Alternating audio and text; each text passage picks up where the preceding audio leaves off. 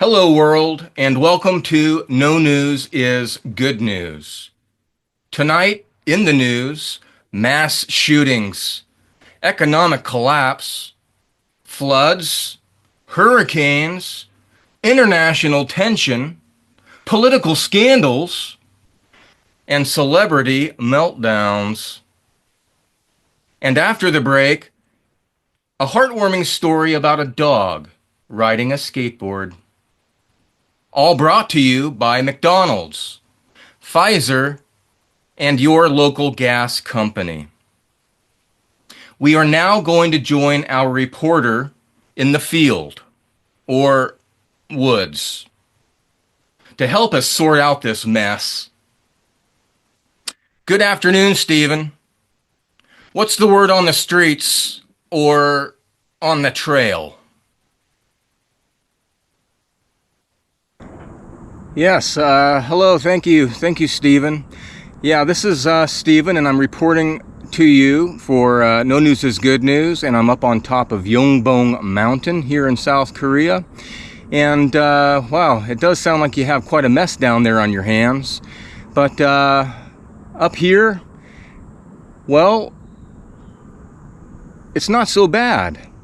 So I think there's not a lot going on, but I think what I'm going to do is I'm going to ask the cameraman here to turn the camera around.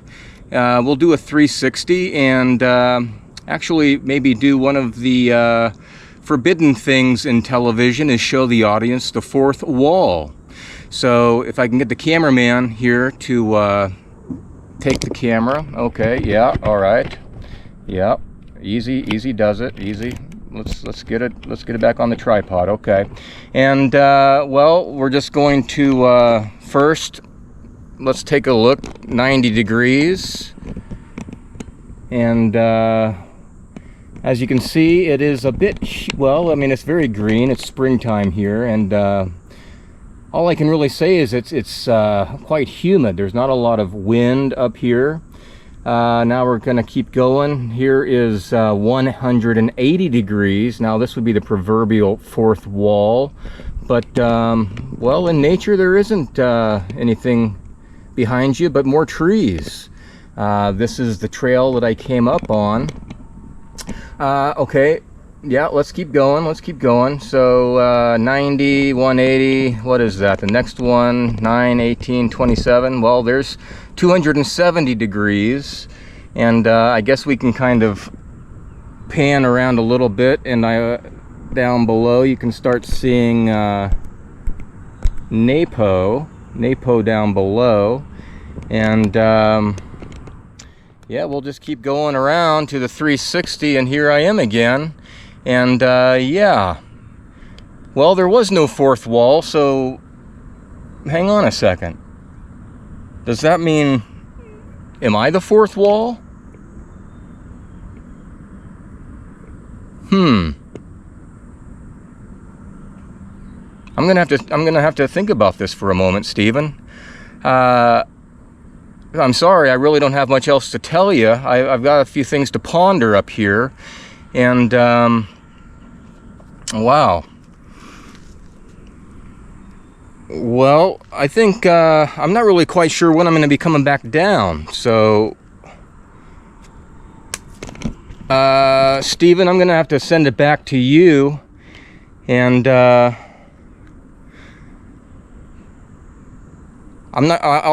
contact you. So, yeah, see you later.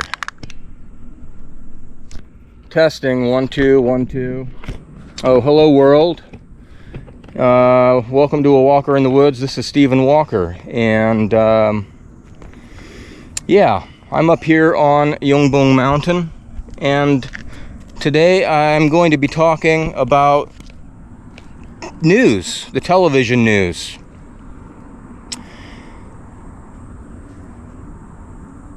If you do decide to tune in and turn on to this, then please drop me one of these. It helps the algorithm. But today I want to talk about television news and why I say that no news is good news. And why turning it off might be the best thing that you do today, the best thing that you do this week. If you can continue to keep it turned off, it might be the best thing that you've done in quite some time. So I'm going to tell you a little bit of a story about myself. I was a journalism major way back when, graduated in 1990 in Kansas, and I graduated with a journalism mass communications degree. So my senior year, I got an internship at a TV station. It was a mid-market television station in Wichita, Kansas, named KAKE-TV. It was an ABC affiliate, and for many, many, many years, it was a privately owned business by Martin Umansky. And during that time, they did a lot, because it was privately owned, and they did a lot of community service projects, a lot of telethons, a lot of live programs from out in the field as well as in the studio. And when I joined, that was in 1994, 95, pretty much from 94 to 97 I worked there. And this was back when the cameras rolled live. Scripts were still typed out on the computer by real producers, living and breathing, and they wrote them, not just downloaded them. And community stories actually meant something. In the 3 years that I was there, I learned a lot. I learned from some of the old codgers that have been there for years and years. I learned how to light a studio, design sets, front lighting, back lighting, audio, how to edit videos. To a point, I'm no professional, but I did it professionally. For a couple years anyways. This was in the waning years of the golden age of television. We still use 3/4 inch tape. It was linear, so that means you have to shuttle like a VHS tape all the way to the back, all the way to the front to find a story. We also did a 1-hour Monday through Friday live variety show called the Mike and Mogi Show. And we had a lot of different people come in. Actors, actresses from out of town performing at the Uptown Theater. We had cooks. We had people from the zoo coming in with animals. We had a few famous people. I think Kirstie Alley was there. Jane Goodall came by.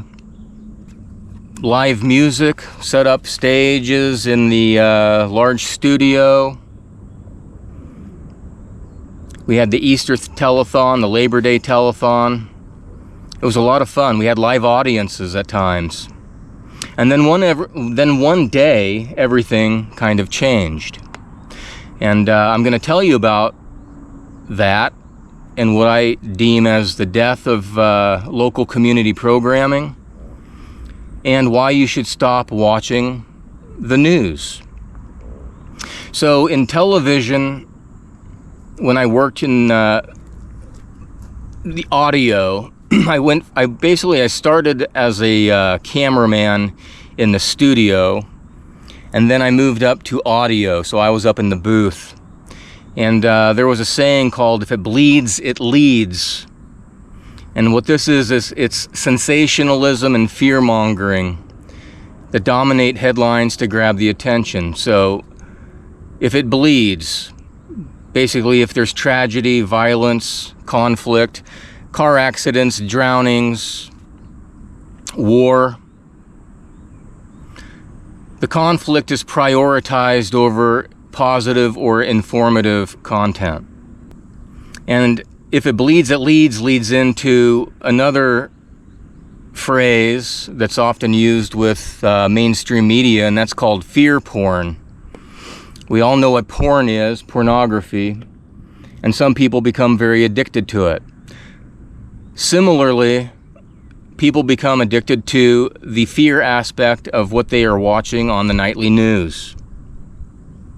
Fear porn is designed to amplify fear and anxiety to attract and retain viewers. Again, the emphasis is on crime, disaster, terrorism, health scare, anything that's scary that'll get people to tune in and want to see what's going to happen the next day and the next day. Are you scared? Do you like it? Tell the truth.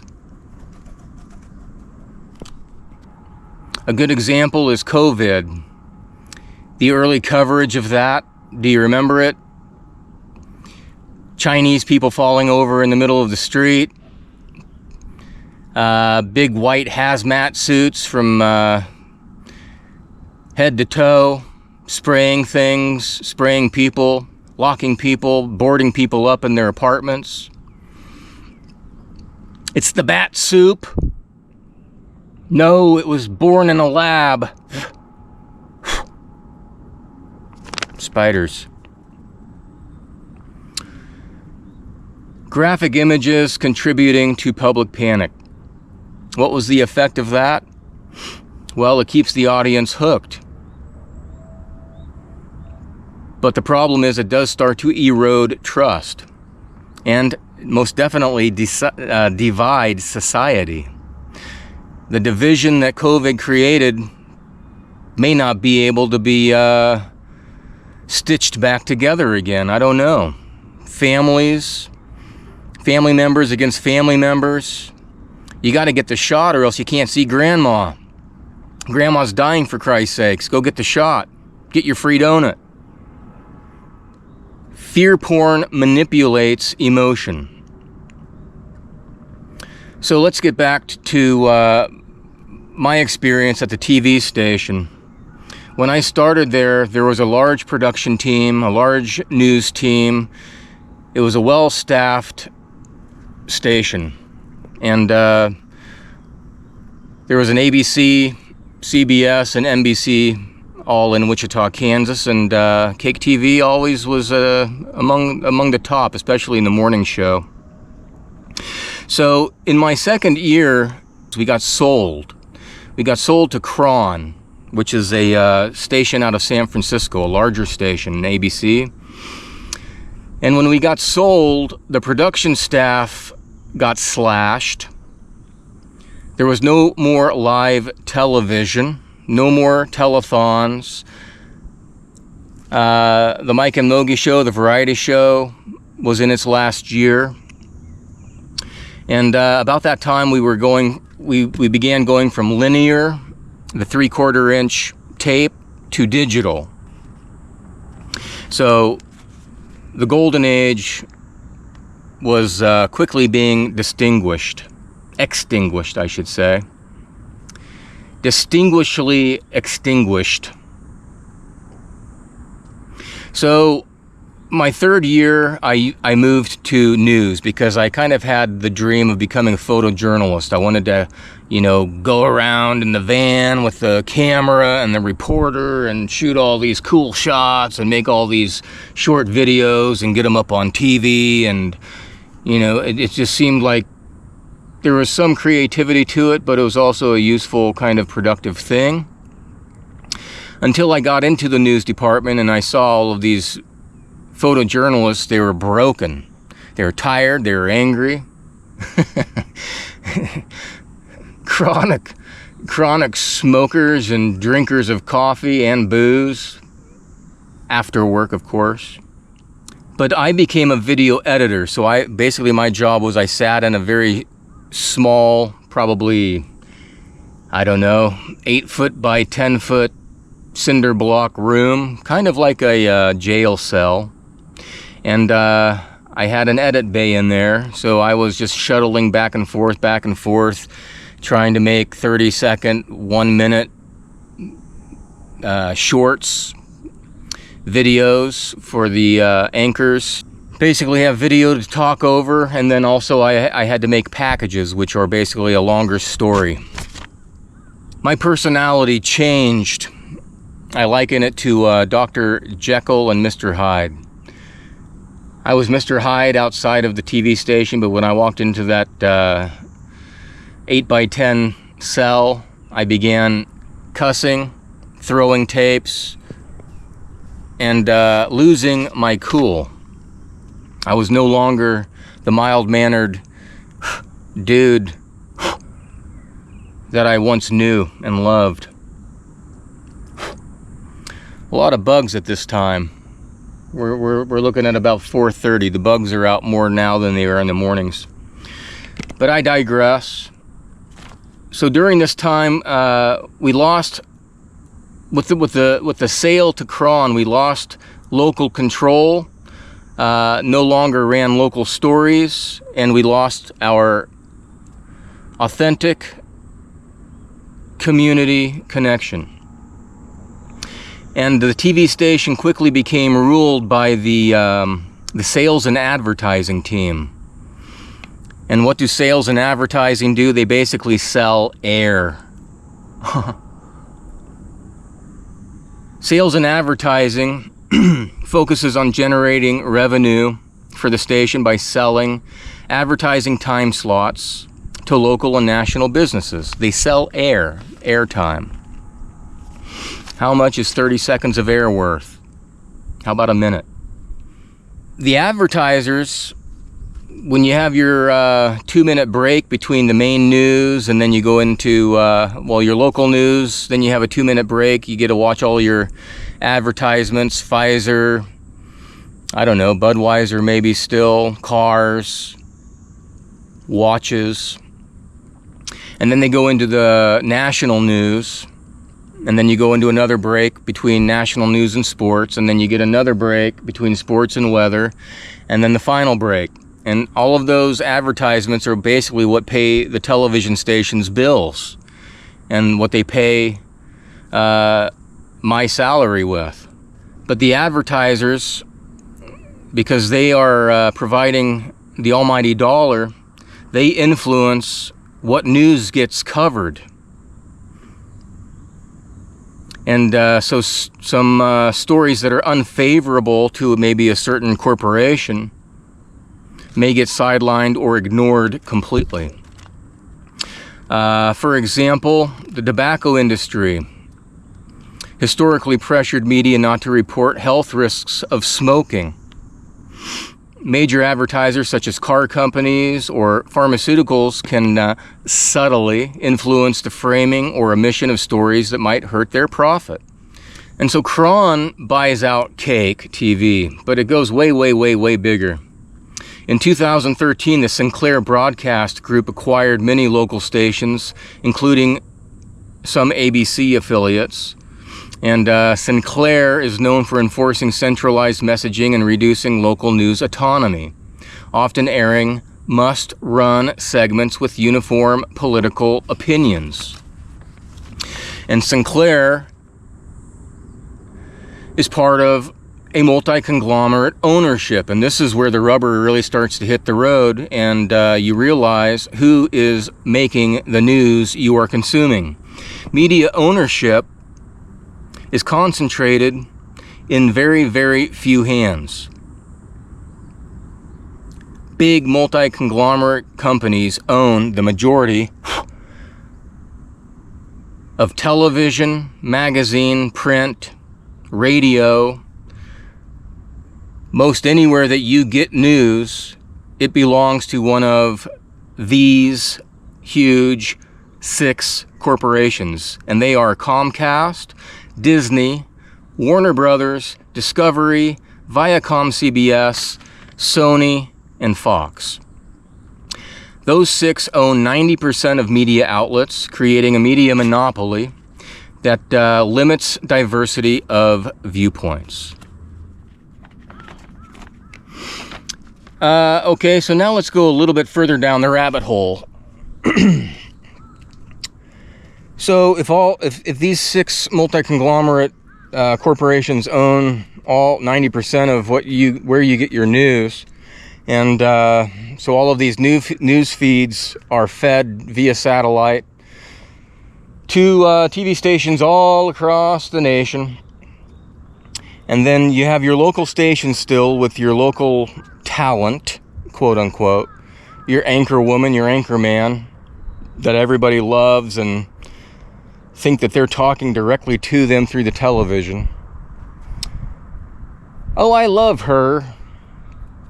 She has beautiful hair. Oh, I love him. He just sounds like he sounds like my uncle. They're talking puppets. They're pundits. They don't write the news. They don't write their own stories. They might write a package here and now, here and then. But they sit at that desk under the lights and read a teleprompter. And a lot of this news is coming down on the feed. And who's writing it? Well, there's a thing called Project Mockingbird that you might want to look into if you don't know already, and that is it has a CIA influence.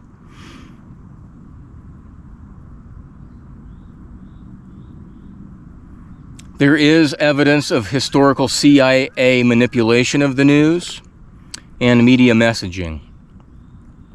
I'm not saying it's all over the place, pervasive, and everybody's doing it, but it has definitely happened, and I would presume is still happening. I'll give you an example.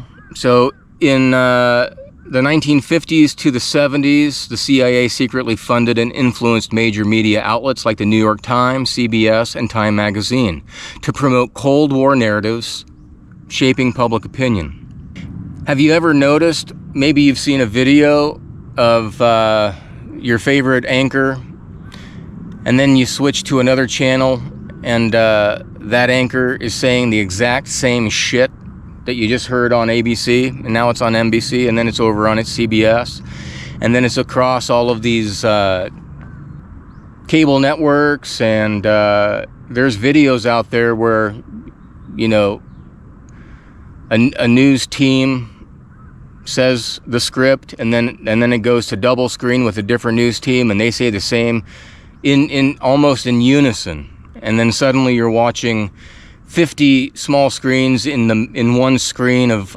these 50 different anchors all saying the exact same shit verbatim, word for word, just using different intonation, and they look differently. And speaking of the CIA, the CIA director, a past CIA director, William Casey, is quoted as saying that we will know our disinformation program is complete when everything the American public believes is false. So if that was the CIA director's belief, and presumably it trickles through the CIA department, that they want to fill the American public full of non-truths, like 100% non-truth, of course they're going to be embedded into your local station. Maybe not physically, but from above. Feeding all of these local stations the script. So, Houston, we have a problem, don't you think? Critical thinking. The American people must start thinking critically and use discernment. When consuming any news, be it from the television, from the radio, from your neighbor, from the milkman, don't believe anything that anyone says. Use your gut instinct, your God-given brain. Do some research, for God's sakes, and use some discernment. I'm going to go a little bit deeper here, and this is not, well, this is it's related to the news and television and consumption of media, but we're going to go into the brain. More specifically, brain waves. So, when you're physically active and you are engaged in tasks that are, mentally challenging, you have a beta and gamma state, and these are basically, they allow active attention. And these are active attention. They are your alertness and problem-solving states. These states are linked to productivity, creativity, and real-time decision-making. Movement boosts dopamine and neuroplasticity. It keeps your brain healthy. Now, when you're asleep, and hopefully you all get at least a good 7 to 8 hours of sleep, turn off the phone. Turn it off. Put it in a different room. Turn off the television. And get some quality nighty blinkers.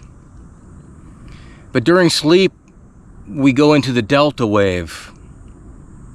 These are the slowest and lowest frequency brain waves. They are associated with unconsciousness, physical healing, and deep restoration. So when you get your sleep is extremely important, and it allows your brain to slow down and your body to heal. So if you're ever sick, that is why, when animals get sick, they sleep a lot. They shut down the brain and allow the body to do what it does naturally, which is it wants to heal. The brain is deeply offline from conscious processing, but active in cleanup and repair. All good. Now let's get into the brain waves that are active when you are watching your favorite TV program. The alpha state dominates, and this is where you are passive, relaxed, and suggestible. The brain tunes out like a light hypnotic trance. If you ever are sitting next to someone and you look over while you're watching TV and they're like doing this,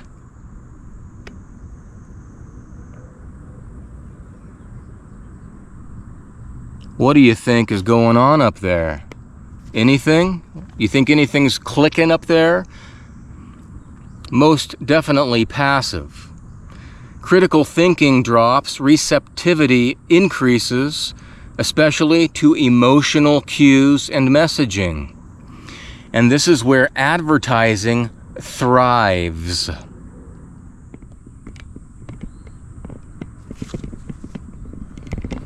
Still beautiful up here.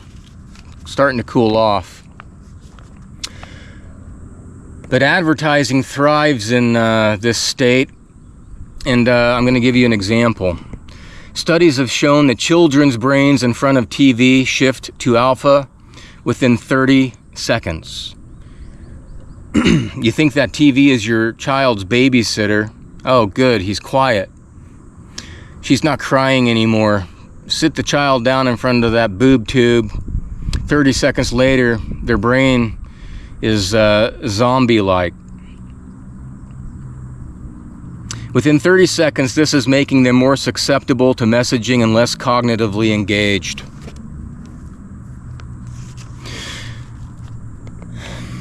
We got a problem, obviously. I hope that everybody that's gotten this far in the video is going to be in agreement. If you're not in agreement, drop me a message, and if you are in agreement, drop me a message. But there's going to be a call to action. I like to end all of my videos with some type of active thing that we can do.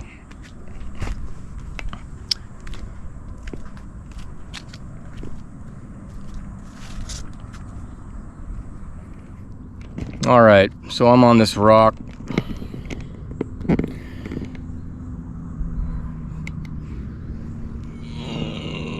Yep. Here's the call to action. Can you guess what it is? Turn off the fucking television. We need to unplug from mainstream news cycles. Just like in a fast, a water fast, you can fast from the media. You don't have to do it your whole life. You can try, you know, OMAD. OMAD is 1 meal a day. Maybe do OHAD, 1 hour a day. Choose 1 hour a day to watch it. Or you can do a 1-day fast a week and slowly build up. The mainstream I'm talking, I'm not necessarily talking the internet, I'm not talking YouTube, I'm not talking podcasts. That's a very different animal. But the big advertising, mainstream media, CBS, ABC, NBC, Fox, CNN, you know, CNN was the first 24-hour cable news network, and when they became popular, now suddenly they have to fill 24 hours to keep the advertising dollar rolling in. So what did they do? They just kept looping the same shit over and over again, the same fear porn for 24 hours a day, 7 days a week, 365 days a year. Ted Turner is a piece of shit. So we have to seek out alternative, independent, and local voices.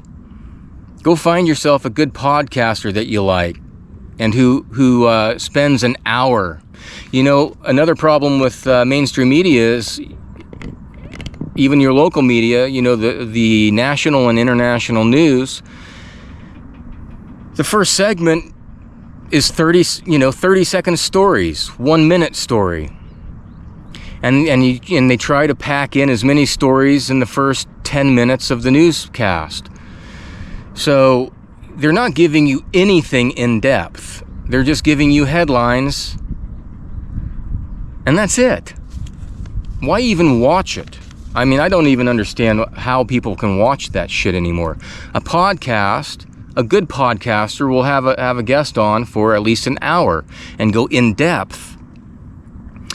Or you can really get wild and crazy, and you can embrace silence and nature and have personal reflection instead of media noise. Turn the TV off, go out, walk your dog, lay in the grass, under the sunshine, take a bike ride, go for a hike in the mountains, go to the lake, go to the beach.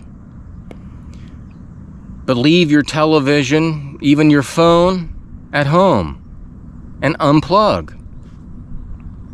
You know, it's time to wake up from this dream of culture and start being an active participant in society again. That is my call to action.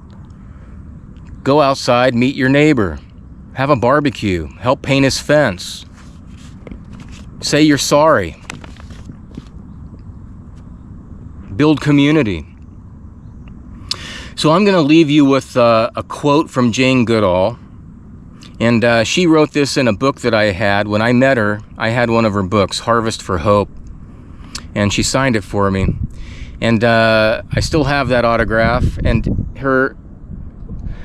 what she wrote in the book was this. Dear Stephen, together we can change all this. We must. Change all what? Change all this. That's a pretty broad statement, but I think I know what she means.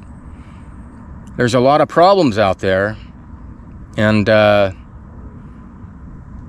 again, I'm not going to fix any of them. You're not going to fix anything.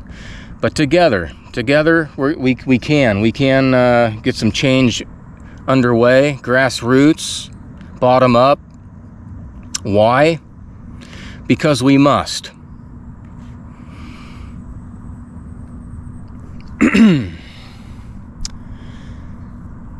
So that's Stephen Walker reporting to you from Yongbong Mountain in South Korea. And now here is your moment of Zen, brought to you by Mother Nature.